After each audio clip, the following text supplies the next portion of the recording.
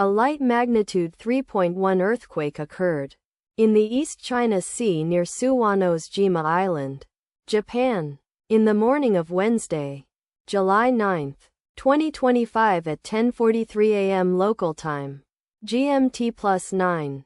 The quake had a very shallow depth of 9.3 kilometers, 5.8 miles, and was not felt, or at least not reported so.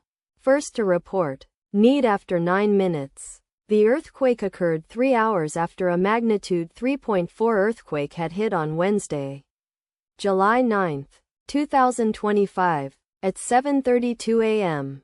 GMT+9 local time, in 26 kilometers, 16 miles, distance to the west. Data source from Volcano Discovery.